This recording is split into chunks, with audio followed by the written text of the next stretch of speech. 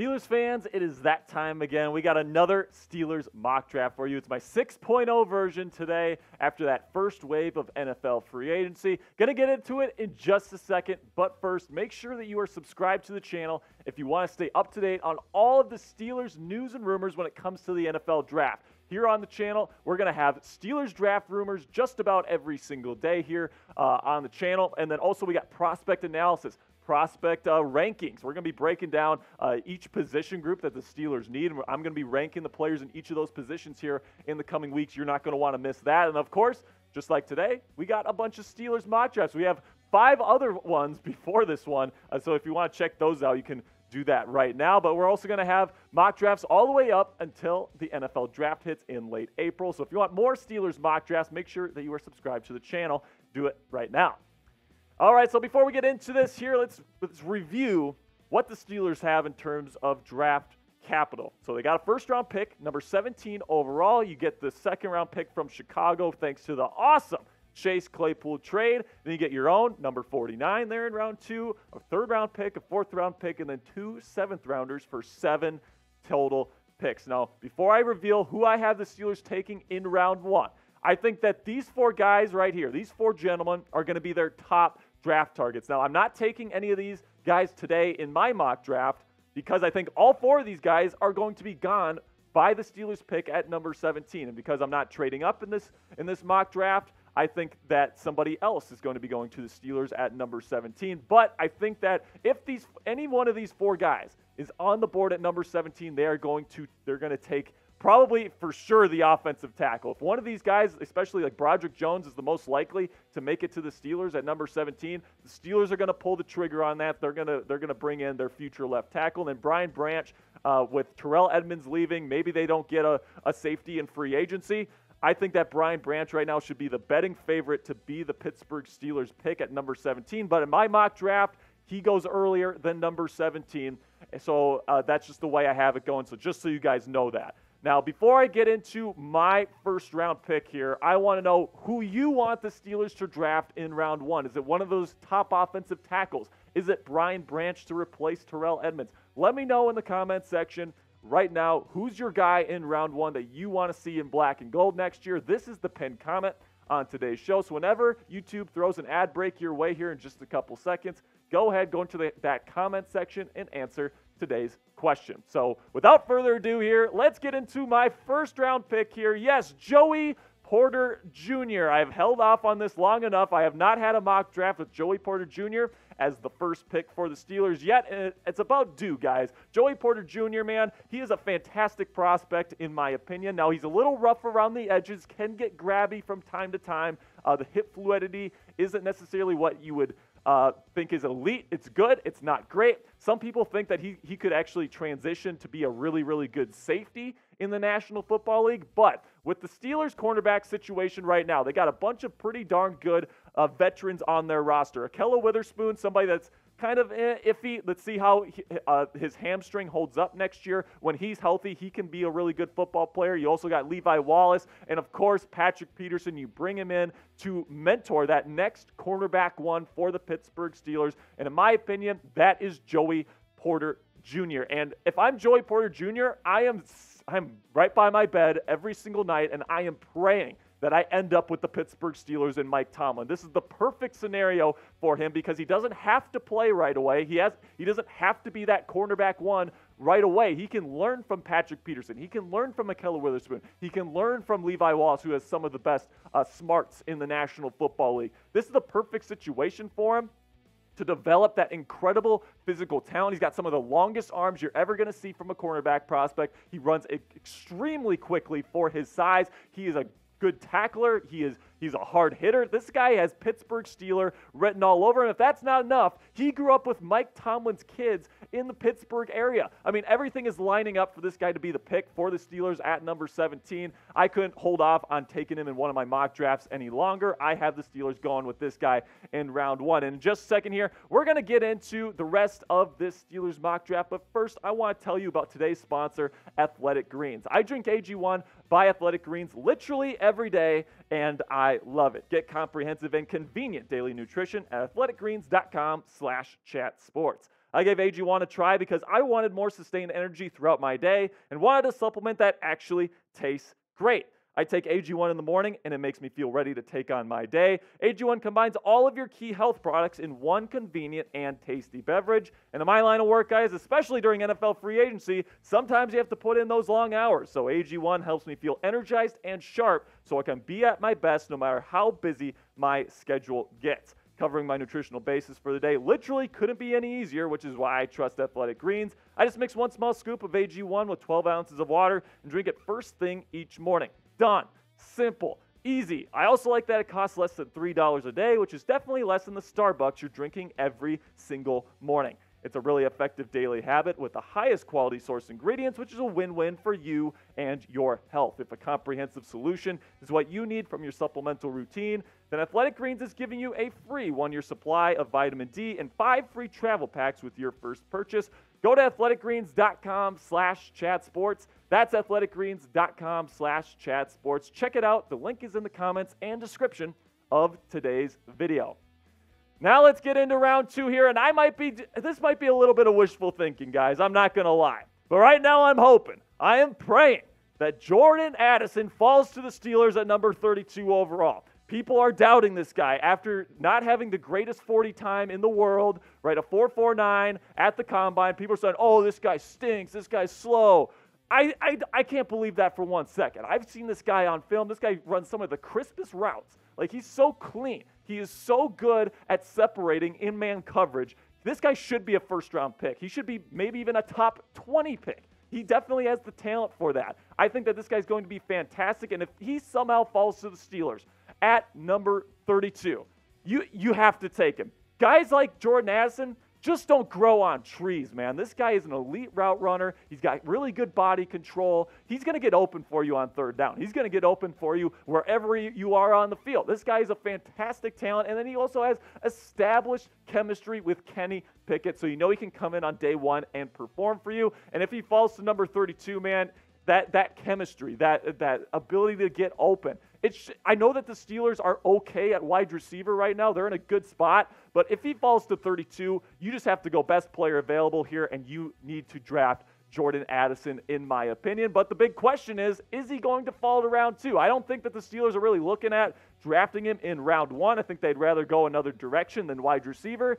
But if one of these top guys, like Zay Flowers or Jackson Smith-Njigba or, yes, Jordan Addison, one of these guys falls to number 32, I wouldn't be surprised whatsoever if the Steelers open up day 2 of the NFL draft by taking wide receiver. So go in the comment section right now and tell me, what is the % chance that Jordan Addison is there for the Steelers in round 2? Scale it on a scale of 0 to 100. Give me a % chance of the likelihood of Jordan Addison being there to join the Steelers in round 2.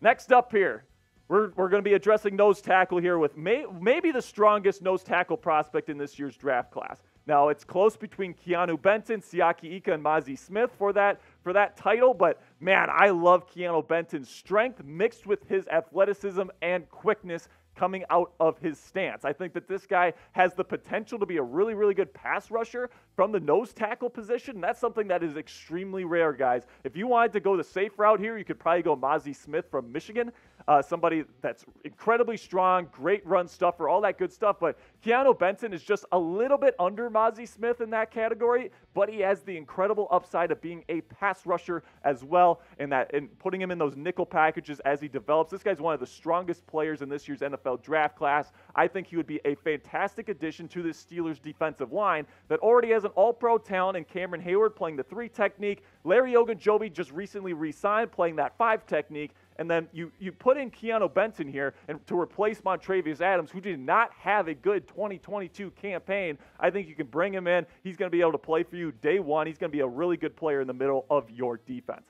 Then we get to round 3 here, and I have them taking an inside linebacker, Dorian Williams from Tulane. And right now, I have Dorian Williams as my number 2 inside linebacker in this entire draft class, above Drew Sanders and above Diane Henley. I think Dorian Williams has a fantastic physical profile, man. He absolutely blew up the combine a couple of weeks ago. This guy's a freak. This guy's really good in pass coverage. And as Steelers fans know, with the signings of Landon Roberts and Cole Holcomb, who are both kind of blitzing tight ends, aggressive tight ends, those sorts of things, you need a pass coverage or linebacker now, right? You need somebody like Dorian Williams, who's, in my opinion, arguably the best coverage linebacker in this year's draft class. I would probably actually give that title to Jack Campbell, who is my number 1 linebacker. But man, Dorian Williams, 6'2", 225. He's not quite as big as Jack Campbell, which is why he's not number 1, but he's one of the best coverage linebackers in this year's draft class. And right now, Pro Football Focus says that his value is about a 3rd-round pick.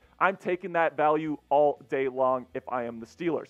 Then in round 4, another value pick here. Now, you don't get Brian Branch in the 1st round, okay? But Jartavius Martin from Illinois, nickel cornerback / safety. This guy, in my opinion, is Brian Branch light. I think that this guy at 6 foot, 195 pounds, has the versatility to play strong safety, free safety, and nickel cornerback at the National Football League level. Right now, his teammate, Sidney Brown, another safety, is getting a lot of attention, which is why Jartavius is kind of going down the list a little bit here. But man, this guy is one freaking good football player. He tackles well. He's got good athleticism. He sticks well in man coverage. He has good instincts in zone coverage. He can play a multitude of different positions. And I think because of Sidney Brown and Devin Witherspoon and all these other star players that were in that Illinois defense, I think this guy's kind of been like put down a peg, and I just think it's unfair. I watch this guy's film. I watch that Illinois defensive film, and I'm watching Devin Witherspoon or Sidney Brown. I'm trying to evaluate those guys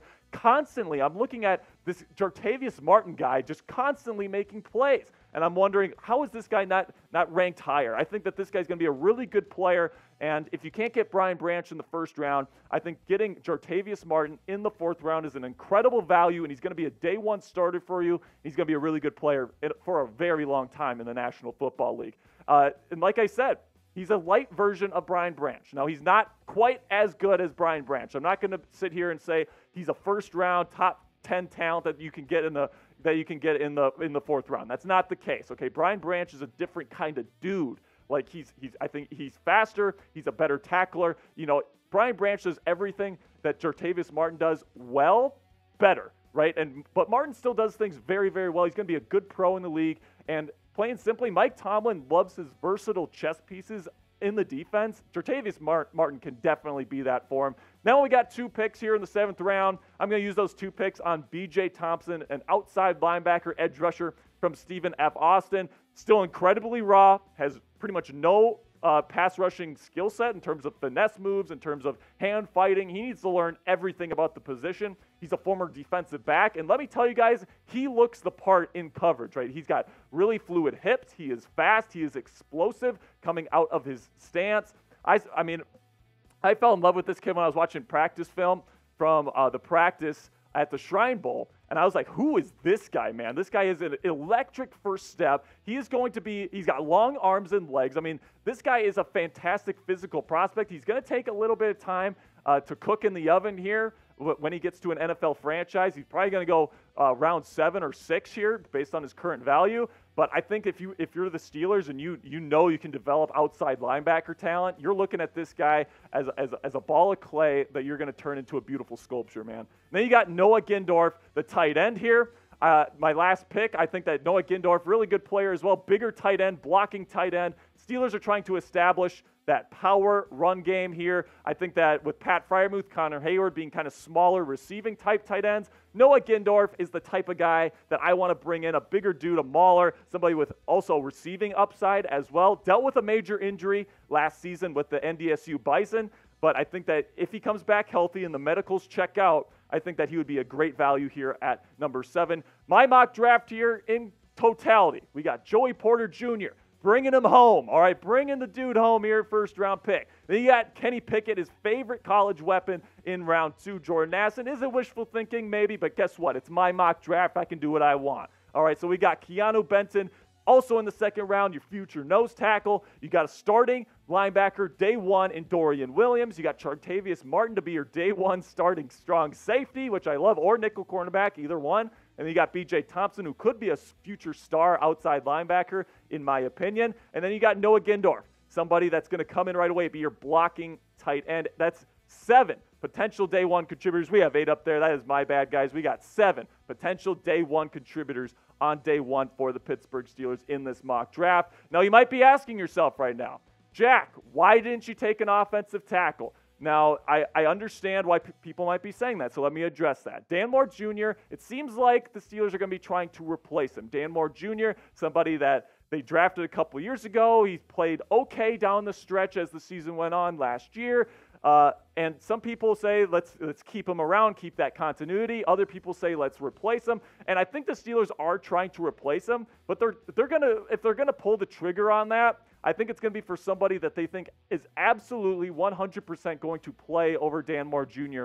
next year. Now, in the second round, right, past the first round, these are going to be your options at offensive tackle, because if Broderick Jones, Peter Skoronski, and Paris Johnson Jr. are gone by the Steelers pick, these are the guys that you're left with. So these are my thoughts. This is why I didn't pull the trigger for any of these guys. Anton Harrison is more of a zone outside or offensive tackle, in my opinion. He doesn't have the play strength to play in that power run scheme that the Steelers are trying to establish, so I don't think that he's on their radar. Then DeJuan Jones, on the other hand, is powerful enough. The guy is a freaking massive human being. I mean, this guy is the Mount Everest of human beings. This guy is huge. The wingspan broke the freaking record at the NFL Combine. All right, this guy's a powerful dude. He's going to be a mauler in the league, but the thing is, he's not a left tackle, and the same thing goes with Darnell Wright. If you're trying to replace Dan Moore Jr., you need to get somebody that can play on the left side. Darnell Wright has tried playing on the left side before. Didn't go too well. He's more of a right tackle in the league, in my opinion, so that's why I'm passing on both of those guys. Then you got Matthew Bergeron, who's an intriguing prospect. He's got the physical capabilities to be a really good tackle in the league. But he kind of plays a little scared. He doesn't play tough. He doesn't play with a powerful mauler mindset, in my opinion. He's a pretty solid prospect. I think a zone team like a Miami Dolphins or San Francisco 49ers or a New York Jets really going to like Matthew Bergeron. But for the Steelers that are trying to establish a ground and pound type of football, don't think Bergeron's their dude. And then Jalen Duncan, he's got the physical capabilities. He's just not good at football, man. Playing simply, he doesn't have the footwork. He doesn't have the hand placement right now. He doesn't have anything that you look for in a starting left tackle in the National Football League. And this guy is not better than Dan Moore Jr. right now, so I don't think the Steelers take him. So that's why I have them passing on an offensive tackle here in my mock draft. So instead, I'm going to sign a free agent. I'm going to sign Donovan Smith, formerly played with the Tampa Bay Buccaneers. He's been a really good tackle in this league for a long time, has played in a power run scheme before, 6'6", 338 pounds. This guy is a mauler, and I'm going to sign him to a 1-year, $8 million prove-it type of deal. Because, you know, last year when Tampa Bay did not have a good season whatsoever, 6 sacks allowed for this guy, but I think that he still has enough in the tank to give him a shot. Now, if he stinks, he doesn't play well, you know you have a guy in Dan Moore Jr. that's played in the NFL that can play well and all that good stuff. I'm just not going to take somebody in the draft that's a bad fit for the Steelers if it doesn't come to that. But if one of those top 3 guys, Peter Skoronski, Paris Johnson Jr., or Broderick Jones is available, then sign me up 100%. But, I mean, the likelihood of that happening at this point with as many teams that need offensive tackle, you got the Bears, you got Philly, you got Tennessee, you got New York, you got Washington ahead of the Pittsburgh Steelers right now. My guess is those 3 tackles are not going to be available. So go and get a veteran that has been good in this league, you know can run this power run scheme, and somebody that you know can potentially play well for you in 2023. All right, so that's going to do it for today's mock, guys. Grade my Steelers mock draft now that you have the full context there. A, B, C, D, or F. Get down in the comment section right now, guys. I can't wait to see what you guys think of this mock. You guys really enjoyed the last one. Hopefully, I keep rising up there, keep getting better and better. I guess we'll see in the comment section.